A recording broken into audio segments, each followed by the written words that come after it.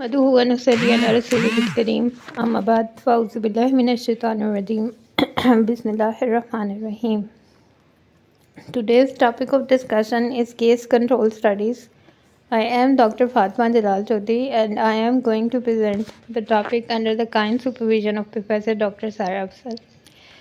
Now, learning outlines for today's topic include the definition of the case control studies, different types of case control studies, the potential terms and important parameters, measures of significance in a case control study, potential implications and limitations, the recent updates, MCQ sessions, and open forum discussion.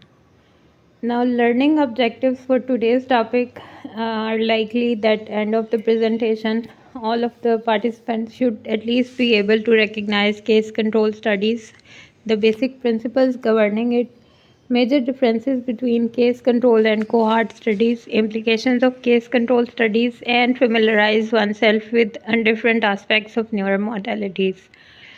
Now, what is a case control study? It is being defined as a study that compares two groups of people, those with the disease or condition under study cases, and a very similar group of people who do not have the disease or condition, the controls. Researchers study the medical and lifestyle histories of the people in each group to learn what factors may be associated with the disease or condition. For example, one group may have been exposed to a particular substance that the other was not. It is also called retrospective study. What is the principle of case control study? In case control study, the same cases are identified and classified as to whether they belong to the exposed or unexposed cohort. Instead of obtaining the denominators for the rates or risks, however, a control group is sampled from the entire source population that gives rise to the cases. Now, what is the difference between a cross-sectional and case control study? Cross-sectional studies are used to determine prevalence. They are relatively quick and easy but do not permit distinction between cause and effect. Case control studies compare groups retrospectively. They seek to identify the possible predictors of the outcome and are useful for studying rare diseases or outcomes. For example, researchers could design a case cohort study of breast cancer and measure the concentrations of a physiological marker in baseline blood samples collected from both future breast cancer cases and a random sub cohort. Major characteristic of case control studies is that data on potential risk factors are collected retrospectively and as a result may give rise to bias. This is a particular problem associated with case control studies and therefore needs to be carefully considered during the design and conduct of the study. Now, what steps a case control study follows? It is basically conducted in 5 steps. Number 1, define a study population. It should be the source of cases and controls. Number 2, define and select cases. Number 3, define and select controls. Number 4, measure exposure. And number 5, estimate disease risk associated with exposure. In a case control study, participants are selected for the study based on their outcome status. Thus, some participants would be having the outcome of interest referred to as the cases, whereas others do not have the outcome of interest, which are referred to as the controls. The investigator then assesses the exposure in both these groups. Experiments done in a laboratory will almost certainly be quantitative. In a healthcare context, however, randomized controlled trials are quantitative in nature, and as are case controls and cohort studies, surveys or questionnaires are usually quantitative. Case control studies are designed to investigate and compare individuals with a specific condition or outcome cases to those without the condition controls. The goal is to identify factors that may have contributed to the development of the condition. Analytical observational studies include the case control studies, cohort studies, and some population cross-sectional studies. These studies all include the matched groups of subjects and assesses of association between the exposures and the outcomes. Now, if we look at the flow chart, all studies are basically divided into descriptive and analytical. which are further being evaluated and devised for the PO, PICO, or PECO. The analytical studies are further subdivided into the observational analytical studies, in from which group the case cohort studies lie in, and it is basically in the Q3 row. Primary studies could be defined and subdivided into descriptive, observational, or experimental. The observational ones are basically belonging to the case control groups. This tool basically helps to determine the types of quantitative study designs, and if you want to further analyze the study and want to be in touch with the learning module, you can click on this following link. Epidemiological case studies are basically designed to help determine if an exposure is associated with an outcome, that is, disease or condition of interest. In theory, the case control study can be described simply. First, identify the cases, a group known to have the outcome, and the controls, a group known to be free of the outcomes. Now, it's a good example of case control study. It's basically related to some sort of risk factor exposure. A researcher may want to look at the rare cancer Kaposi sarcoma. The researcher would find a group of individuals with Kaposi sarcoma, the cases, and compare them to a group of patients who are similar to the cases in most ways but do not have Kaposi sarcoma, which are the controls. The goal is to retrospectively determine the exposure to the risk factor of interest from each of the two groups of individuals, cases and controls. These studies are designed to estimate odds. Case control studies are also known as retrospective studies and case reference studies. Case control studies, due to their typically retrospective nature, can be used to establish a correlation between exposures and outcomes, but cannot establish a causation. These studies simply attempt to find correlations between past events and the current state. Now, what are the advantages of the case control studies? They are relatively easy to carry out, they are rapid and inexpensive compared with the cohort studies. They require comparatively few subjects, particularly suitable to investigate rare diseases or diseases about which little is known. No risk to the subjects involved. Structure of a case control study basically could be determined or is dependent upon their outcome status. Thus, some participants have the outcome of interest referred to as the cases, or while others which do not have the outcome of interest, these are referred to as the control. The investigator then assesses the exposure in both these groups. Now, this is a chapter from a book which is published and is available at the National Library of Medicine, and it has to define the case control studies and the updates involved. A case control study is a type of observational study commonly used to look at the factors associated with the diseases or outcomes. The case control study starts with a group of cases, which are the individuals who have the outcome of interest. The researcher then tries to construct a second group of individuals called the controls, who are similar to the case individuals but do not have the outcome of interest. The researcher then looks at the historical factors to identify if some exposures is or are found more commonly in the cases than the controls. If the exposure is found more commonly in the cases than in the controls, the researcher can hypothesize that the exposure may be linked to the outcome of interest. For example, a researcher may want to look at the rare cancer Kaposi sarcoma. The researcher would find a group of individuals with Kaposi's, the cases, and compare them to the group of patients who are similar to the case in most ways but do not have Kaposi's.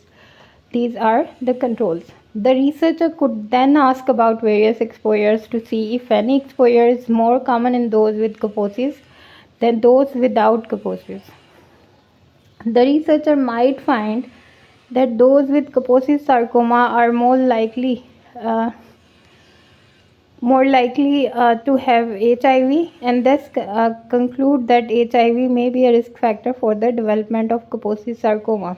Secondarily, the case control study design makes it possible to look at multiple risk factors at once. In the example above about the Kaposi's, the researcher could ask about the cases and controls about exposure to HIV, asbestos, smoking, lead, sunburns, aniline dyes, alcohol, herpes, or human papillomaviruses, or any number of possible exposures to identify those most likely associated with Kaposi sarcoma.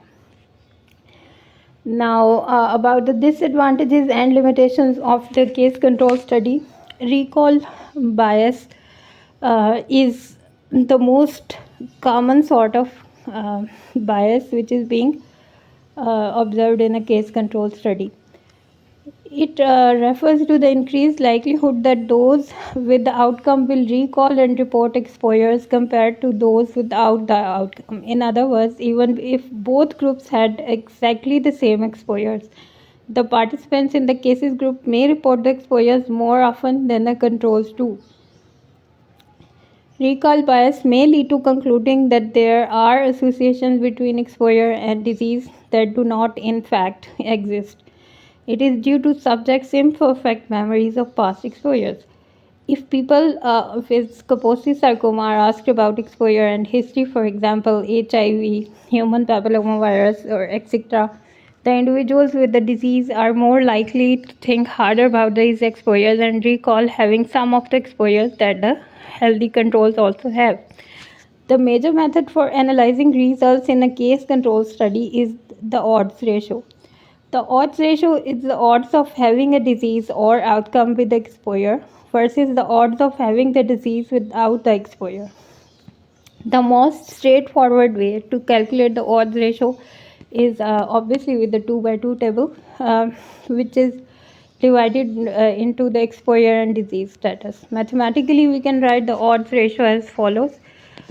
Case control studies number odds ratio to be calculated, number exposed with the disease divided by the number exposed without the disease, divided by number not exposed to disease divided by number not exposed without disease. This can be rewritten as odds ratio is equal to number exposed with disease into number not exposed without disease divided by number exposed without disease into number not exposed with disease. Now, what is the clinical significance for a case control study to be carried out? It's a good tool for exploring risk factors for rare diseases or when other study types are not feasible. Many times, an investigator will hypothesize a list of feasible or possible risk factors for a disease process and will then use a case control study to see if there are any possible associations between the risk factors and the disease process. The investigator can then use the data from the case control study to focus on a few of the most likely causative factors and develop the additional hypotheses or questions. Then, through further exploration, often using other study types such as cohort studies or randomized clinical studies, the researcher may be able to develop further support for the evidence of possible association between the exposure and the outcome. Now, what are the disadvantages and limitations for a case control study? The most commonly cited disadvantage in a case control study is the potential for recall bias. Recall bias in a case control study is the increased likelihood that those with the outcome will recall and report exposures compared to those without the outcome. In the case of very rare exposures of the outcome studied, attempting to conduct a case control study can be very time consuming and inefficient. Case control studies in general have low internal validity and are not always credible. Case control studies are a type of observational study often used in fields like medical research, environmental health, or epidemiological subfields. While most observational studies are qualitative in nature, case control studies can also be quantitative, and they often are in healthcare settings. Case control studies can be used for both exploratory and explanatory research. and they are a good choice for studying research topics like disease exposure and health outcomes. Uh, to quote an excellent example for a healthcare case control study, supposedly you are interested in the relationship between the dietary intake of a particular vitamin. Let's take vitamin D, for example, and the risk of developing osteoporosis later in the life. Here, the case group would be individuals who have been diagnosed with osteoporosis, while the control group would be individuals without osteoporosis. You would then collect information on dietary intake of vitamin D for both the cases and controls and compare the two groups to determine if there is a relationship between vitamin D intake and the risk of developing osteoporosis. Now, this is a simple chart in which we can determine the nature of the study. If we have to follow the time period from past, present to future, the case control studies in the red are a retrospective sort of study. Now, this is an evidence pyramid or a navigation pyramid representing the pyramid in which different sort of studies could basically lead to further evaluation and ultimately be leading to an apex formation. The base of this pyramid is formed by the case reports, immediately followed by the case control studies, the apex of which is formed by the meta-analysis, which is the highest form of research so far. Now, what are the related terms in the case control study? It's a case, a patient with a disease or outcome of interest. What is confounding when an exposure and outcome are both strongly associated with a third variable? What is a control? It's a patient who doesn't have the disease or the outcome. What is a matched design? Each case is matched individually with the control according to certain characteristics such as age and gender. It is important to remember uh, that the concordant pairs in which the cases and controls are either both exposed or both non-exposed, tell us nothing about the risk of exposure separately for cases or controls. Now, observed assignments. The method of assignment of individuals to study and control groups in observational studies when the investigator does not intervene to perform the assignment. What is an unmatched design? The controls are a sample from a suitable non-affected population. Case series is a report about a small group of similar cases.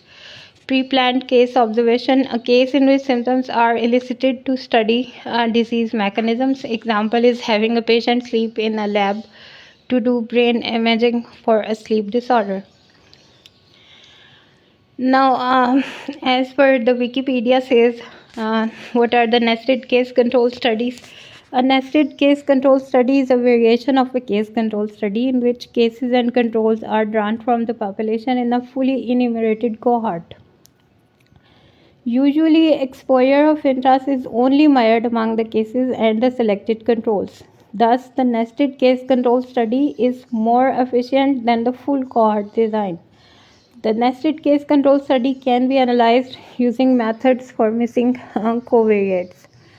The nested case control study design is often used when the exposure of interest is difficult or expensive to obtain and when the outcome is very rare. By utilizing data previously collected from a large cohort study, the time and cost of beginning a new case control study is avoided. By only measuring the covariate is in as many participants as necessary. The cost and effort of exposure assessment is reduced. This benefit is pronounced when the covariate of interest is biological. Since assessments such as gene expression profiling are expensive, and because the quantity of blood available for such analysis is often limited, making it a valuable resource that should be used unnecessarily.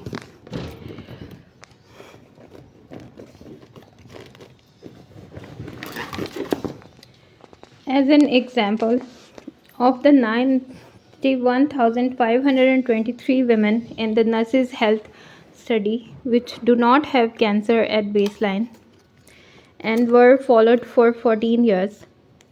2,341 women had developed breast cancer by 1993.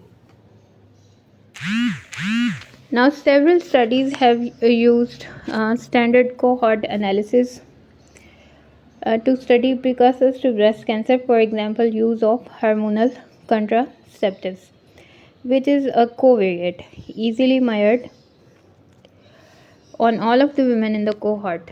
However, note that in comparison to the cases, there are so many controls that each particular control contributes relatively little information to the analysis. Now, analysis of a nested case control study. The analysis of a nested case control study model must take into account the way in which the controls are sampled from the cohort. Failing to do so such by treating the cases and selected controls as the original cohort and performing a logistic regression, which is common, can result in biased estimates whose null distribution is different from what is assumed. Ways to account for the random sampling include conditional logistic regression and using inverse probability weighing to adjust for missing covariates among those who are not selected into the study. Measures of incidence in a case control study. In case control studies, the proportion of cases in the entire population at risk is unknown. Therefore, one cannot measure incidence of the health outcomes or the diseases. The controls are representative of the population at risk but are only a sample of that population. Therefore, the denominator for a risk measure, the population at risk, is unknown. We decide on the number of diseased people, cases, and the non-diseased people, the controls, when we biologically design our study. So the ratio of controls to the cases is basically biologically or substantially not meaningful. However, we can obtain a valid estimate of the risk ratio or a rate ratio by using the exposure odds ratio, which is also known as OR. Now, odds of exposure among the cases are represented as A over C in a 2 by 2 table, and odds of exposure among controls is denoted by B over D in a 2 by 2 table.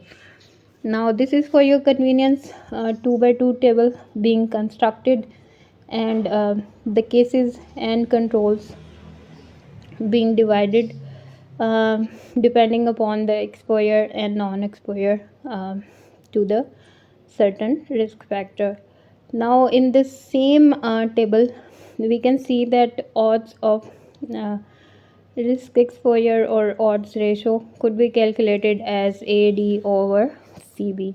If B and D from the case control study are sampled from the source population N1 plus N2, then B will represent the N1 component of the cohort and D will represent the N2 component, and A over N1 over C over N2 will be estimated by A over B over C over D.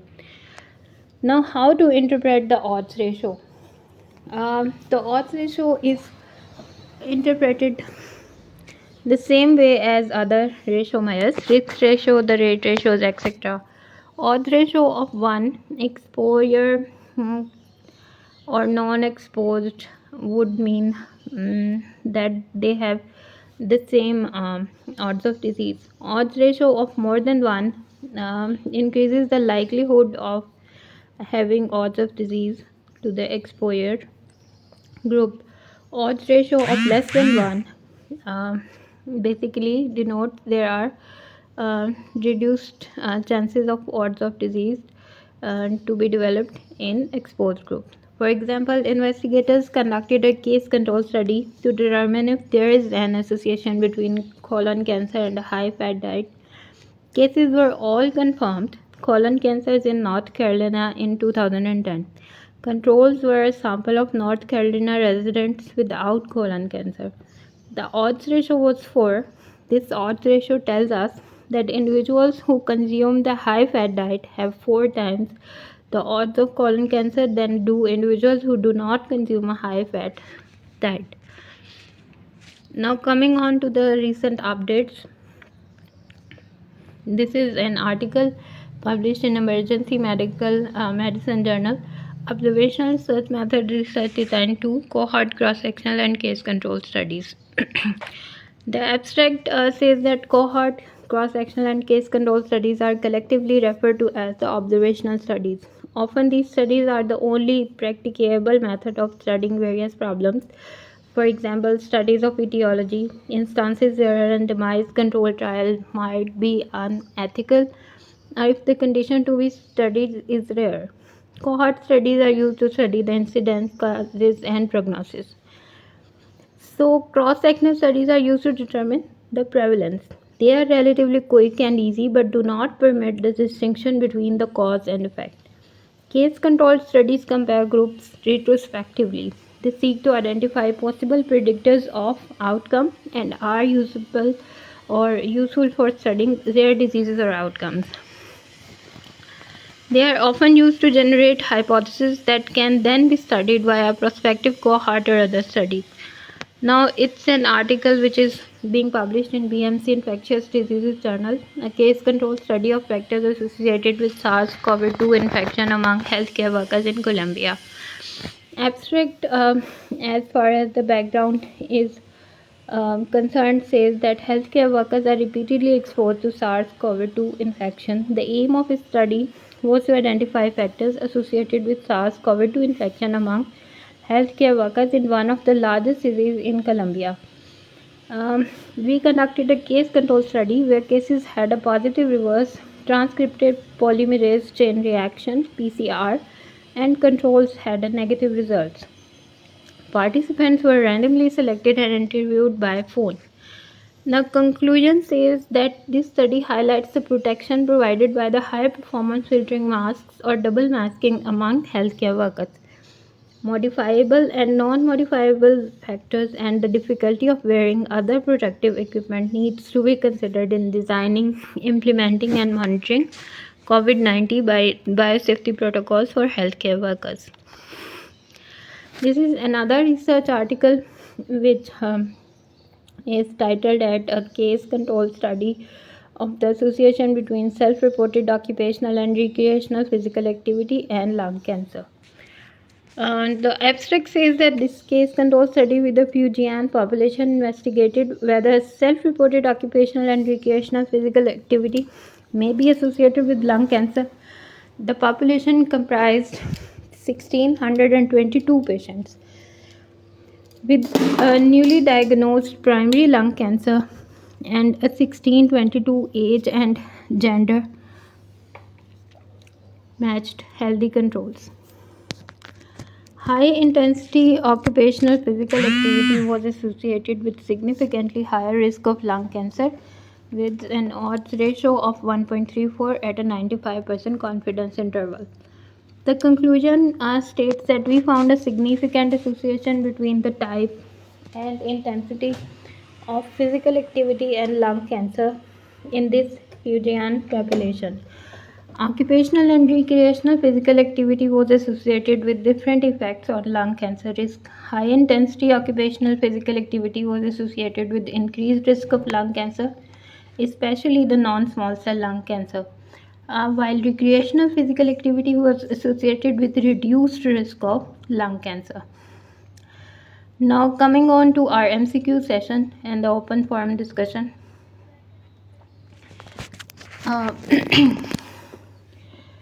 As far as our MCQ number 1 is concerned, it states that in a case control study investigating the association between smoking and lung cancer, the researchers selected cases and controls from a hospital database. Which of the following issues is most likely to affect the study's validity?